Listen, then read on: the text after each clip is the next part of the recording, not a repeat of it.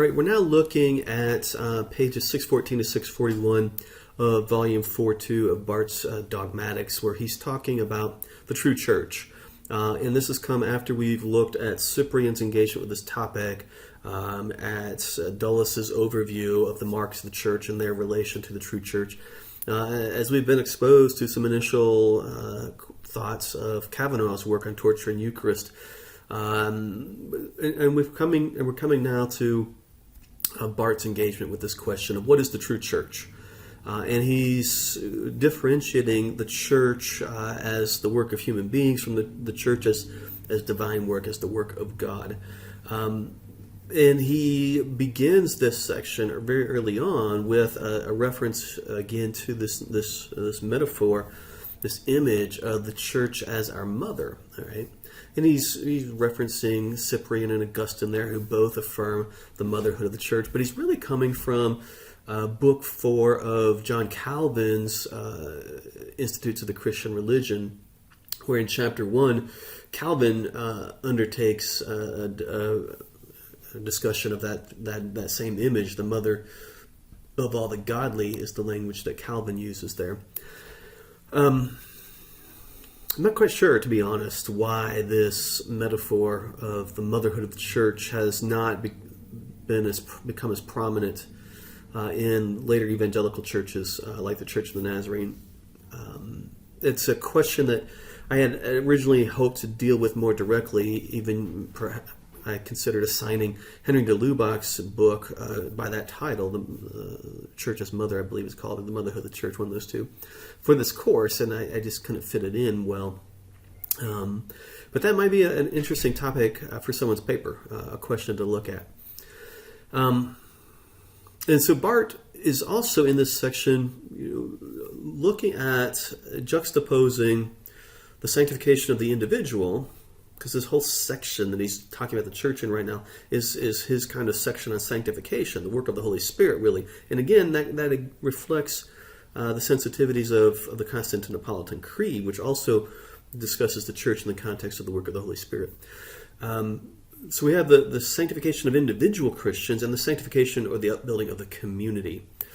And he raises a question in 615. Could anyone suggest that the divine work of the church, the divine work of God in the church, and the motherhood of the church, can it really have as its goal, its primary goal, the sanctification of individual Christians? And his implication here is no, that's not a big enough goal for the work of the church.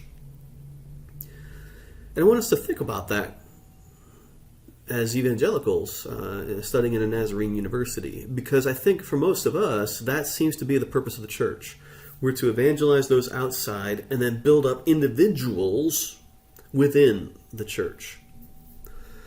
But Barth is saying that the work of the Holy Spirit is the upbuilding of the community as a whole. And this is what the true church is. It's the work of the Holy Spirit, primarily the divine work, to build up the community. And of course he's using biblical language and references for this.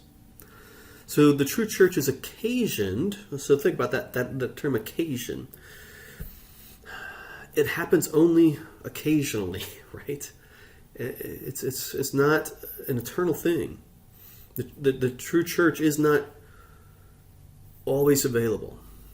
Doesn't always occur. Doesn't always happen. It's occasioned and fashioned by God, by divine work.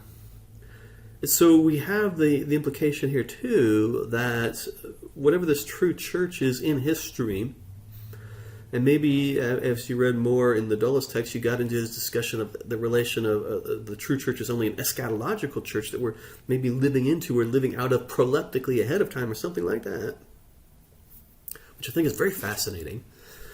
But we have this idea that the true church occurs in only fragmentary and temporary manners in history. Perhaps that's a way of understanding what Barth is doing. Perhaps there's other ways. And Barth then takes up the issues of the marks of the church as well in some of those fine print sections, which are where he's getting into some technical discussions that are very important. And whether he's juxtaposing those creedal marks of the church with some of the Confessions of Augsburg, where we get into Melanchthon and Luther's marks of the church that we also talked about back in our section from Dulles. Whatever those marks are, they too are a divine gift.